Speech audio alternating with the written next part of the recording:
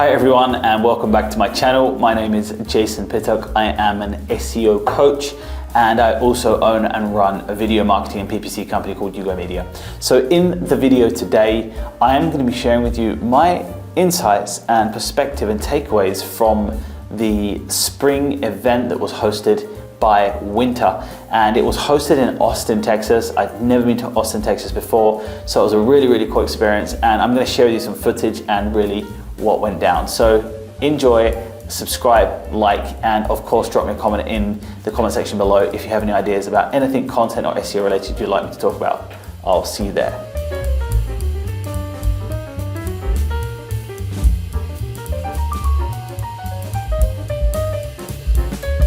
Hey guys, so I've just landed in Austin, Texas, and we are on the way to the Spryng pre-event, like kickoff, cocktail, happy hour. I'm not really too sure actually what they even call it.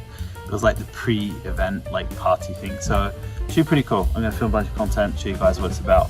I'm excited to meet the people from Spryng and a few of the guys that are gonna be there, and some of my catch up with some old friends and colleagues. So it was an incredibly long flight. I flew out a Sunday afternoon, and it's like Monday afternoon here in Austin. So it's been like 24 hours on the road, so I'm absolutely smashed. But anyway, I got two hours on the flight, taking the connection from Miami to Austin.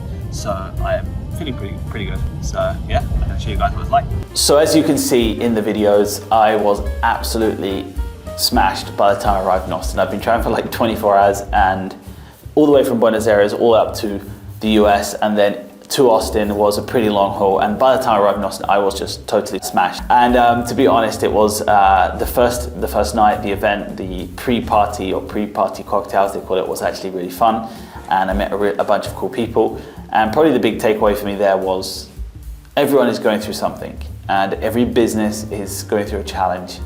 Every individual, every business professional, consultant is going through something, and I really felt that the overall takeaway from the event was, this is the pre-event, sorry, the pre-conference cocktail, was whatever you're dealing with, wherever you're at in your business, you're not alone. There are other people who are dealing with something very similar, or are at a similar stage, or have the similar situation going on in their market, in their business, in their go-to-market, in their business plan, in their customer acquisition journey. So one of the big things for me was really talking with other business owners and other entrepreneurs or consultants, and really realizing that some of the issues that we face today in the marketing community or in the customer acquisition journey that many of people out there are facing very similar problems. Although we feel often very siloed and very specific to where we're at, I really think talking and having communication with other people on the same journey or similar goals is really going to help us demystify a lot of things, and most importantly, bring unity to the community so we can understand each other better and be able to provide a support and help.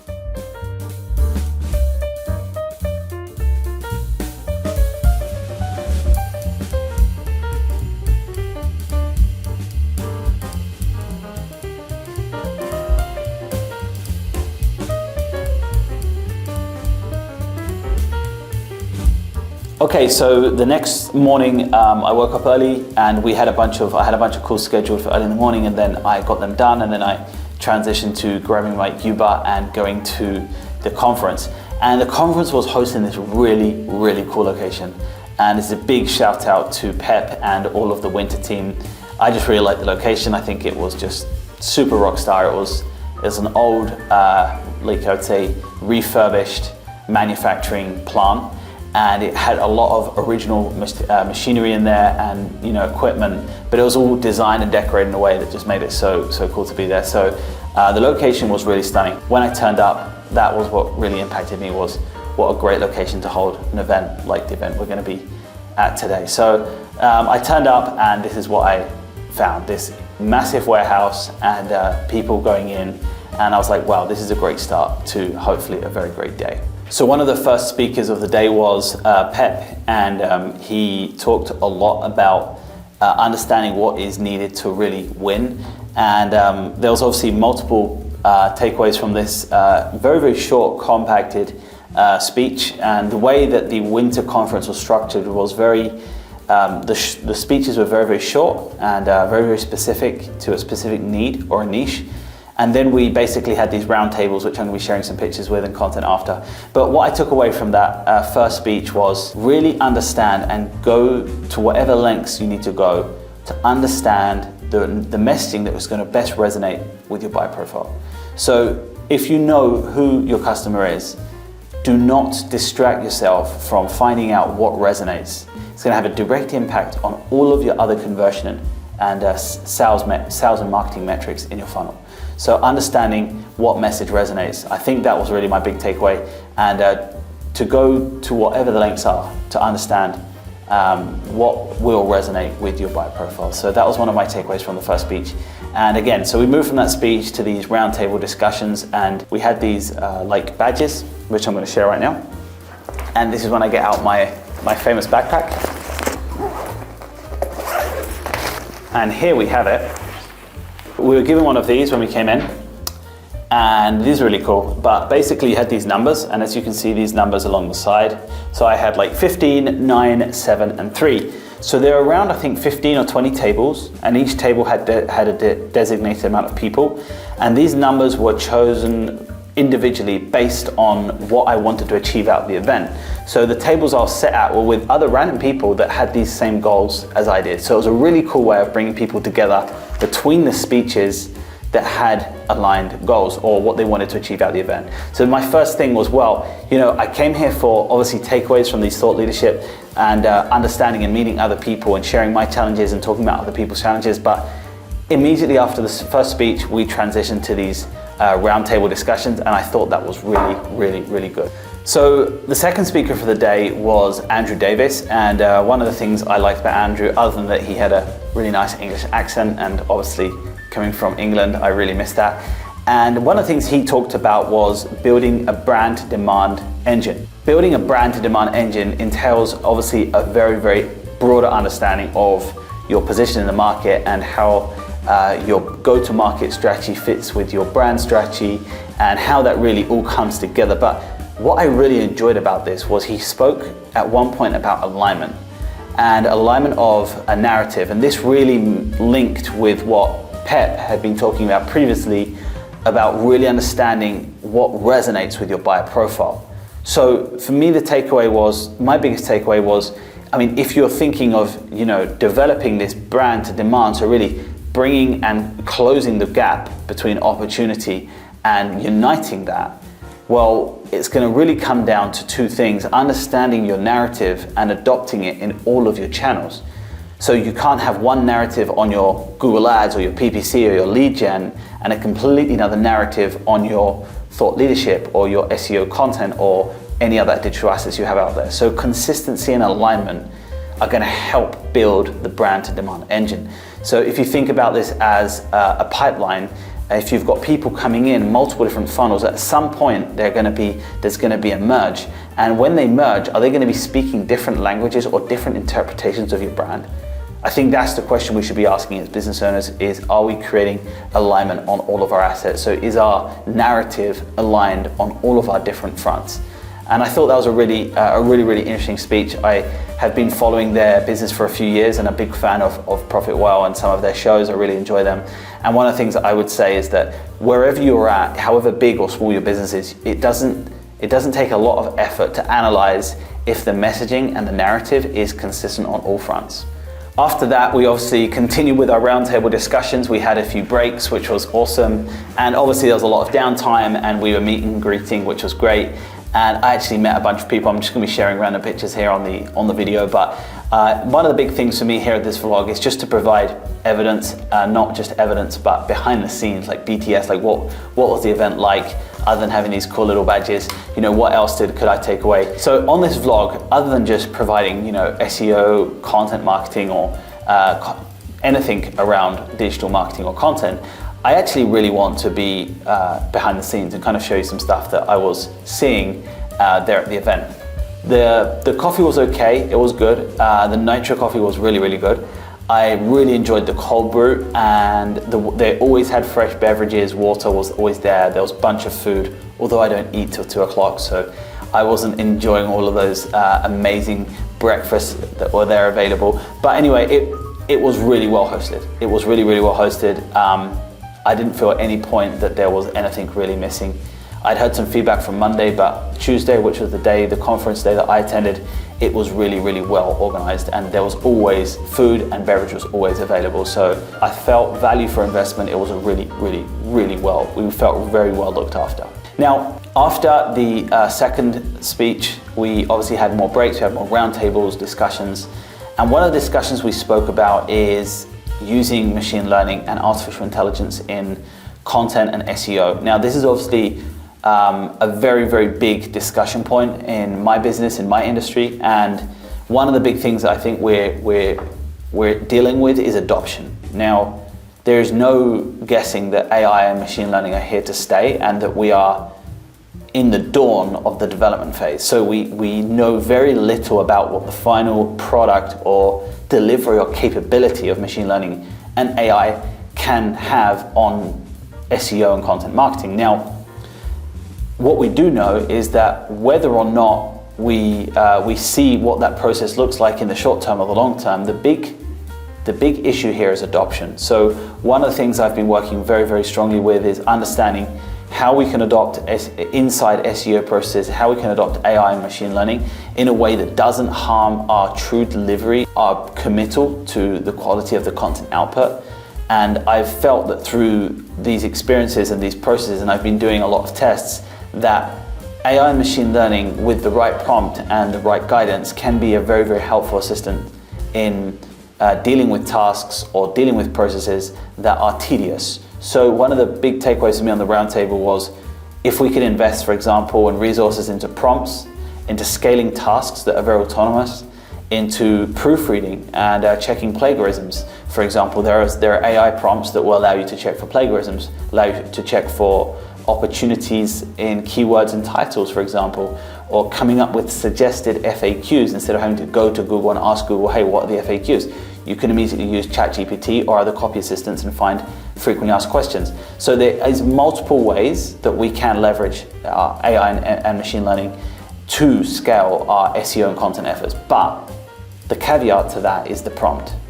So as always, a tool is only as good as the skilled hand or the skilled workman who's holding it. So if we're going to use these tools, the key here is adoption and training. So from the takeaway from that event was, I believe that adoption and training and coaching and really bringing those skill sets together and being able to adopt AI and machine learning are going to become key for scaling this in our businesses or organizations. Now, the third speaker for the day was Liam, and I really enjoyed Liam. He's from Cognism, and again, I think they're an English-based business, and I've actually seen their platform a bit, and I really, really like it. I really like what they're doing there. So he spoke about SEO, and obviously my ears pricked up, and I was very interested to hear what he had to say. And one of the things he said was, it's better to spend more time and resources on developing strategies to rank for high competitive or high intent keywords than rank for a bunch of non-converting or low intent keywords, even if they have a lot of volume. Now, I think this is a good takeaway is there's two things about this, right? The first thing he said is right, that if you have a strategy to rank for a winning keyword, then once you rank for it, you are going to win. Now, the key is nobody has the magic wand as to how long that will take you. So you bring together the best of your content output and how you can develop your brand as an authority to really reach and rank for those competitive and high intent keywords. The downside to this is that it doesn't give you the opportunity to bring in a bunch of backlinks and exposure for maybe those low intent keywords, because if you want to build yourself up as an authority, it really looks like a pyramid. And at the bottom you have a lot of low intent keywords and long tail variations to be able to achieve ranking for a very specific competitive high intent keyword. So my takeaway was, Liam, great point. In regards to ROI and scalability, long term, yes, you want to rank for those high intent keywords, and that's where you want your business to be long term. Sometimes you will need to build that foundation, and especially when it comes to content and understanding your narrative and what you actually want to communicate and what your domain wants to be an authority in. So I really thought it was a really good takeaway, and I love talking with Liam. I caught up with him after and his team, and I think they're great. They're great guys, and I'm looking forward to to connecting with them shortly in the future. The fourth speaker of the day was Andre, and I really liked Andre's speech because, again, it was very compressed. It was only a couple of minutes. He told a story about one of his family members, and he really, latched that to content marketing and digital. And one of the things that he spoke about was the importance of really connecting with your ICP in a meaningful way. And I think my biggest takeaway from here, and honestly, this was just packed with great advice, was the level of understanding you have of the problem that your client or your ICP is having, then that is going to be a direct proportionate on how meaningful and how direct your messaging is going to be, and your positioning of your product or service is going to be. So if you want to solve someone's problem with your product or service, you need to have a really solid understanding of the problem you're solving. So you can't go into the marketplace or consider developing a solution without having a categoric understanding of the scope of the problem you're going to solve. The more you know about the problem that you're going to solve, the better you'll be able to position your narrative, your messaging, your SEO strategy, your lead generation. And I think that was a really great takeaway. And again, all of the event was very much connected around messaging and positioning and understanding these concepts once we're actually communicating with our ICP and in the market. So I thought it was a really, really good speech. And after that, we went and had lunch, and we had a bunch of roundtable events, which, through this video, I've been sharing some pictures of that. After Andre, the next speaker was Elena. I really liked Elena's presentation. It was very, very high powered and very compressed and very, very information dense, which I thought was great. And this was just after lunch, so everyone was like ready to receive it, and I thought it was really, really good. It was very high energy, and I really enjoyed her delivery. Now, one of the things that I felt from that was she talked a lot about the different motion levers in, you might say, product-led growth, sales-led growth, marketing-led growth. And one of the things I really feel about these growth motions that she was delivering was, whatever your business and your industry, wherever your business or industry is, it's going to become important that you self-analyze and understand which motion works for your business and how you can pick the motion levers that you need to use at the different stages in the customer acquisition journey. So irrespective of if somebody's promoting product-led growth or marketing-led growth or sales-led growth, it really, at the end of the day, is the efficiencies that you can develop will be unique to the buyer journey or the customer journey that you've developed for your business. So one of my big takeaways was adoption of either of any of these motion levers to the absolute blueprint is going to be limited. It's very, very important that you adopt it according to where you're at in your business and what you can adopt. There are going to be some aspects of product-led growth or sales-led growth or marketing-led growth that isn't relevant or cannot be adopted to your business model. And I don't think that's a problem. I don't think we should look at that as a bottleneck. I really think that what I thought was really, really good about what she brought was choose what's best for you and run with it. And at the end of the day, you have these different key drivers, and understanding the landscape of those key drivers will also help you adopt the best fit of these three different motion levers for your business. The second to last speaker of the conference was Jason Wynter from MetaData. And what I really liked about his presentation was just how simple it is to have a really detailed and, you might say, scientific approach to when we take on experimentation projects within our marketing. And what I liked about this was really experimentation or split testing, and you might say analyzing all of the data that you can collect is great, but until you can actually action it and provide definite, credible, progressive actions, these are just, you might say, data points. And what I really liked is about how he scores ideas, how we're looking at, you might say, changing the mindset to taking data and really actioning it. So I thought that was really powerful, and I thought it was a really, really good second to last speaker of the Wynter of the Spryng conference. The last speaker of the day was Chris Walker from Refined Labs, and he presented what he refers to as the attribution mirage, a breakdown of B2B marketing measurement strategies. And what I really could take away from this, it was the last speech of the day, and everyone was, you might say, excited and ready to wrap up the conference. And what I really took away from the speech was whatever the channel that is working for your business, whatever you can find in regards to the data and analysis that you're doing that is working for your business, just lean in to what you know, what you have internal competence in scaling and achieving, and focus on a channel that works for your business at where you are in the journey. Because there are so many data points, there are so many attribution models, there are so many different, you might say, aspects to attribution and multi-touch point attribution that often it can get very, very complex and siloed. So sometimes you need to just have that macro perspective so you can make decisions bearing in mind what you can see and what you can understand.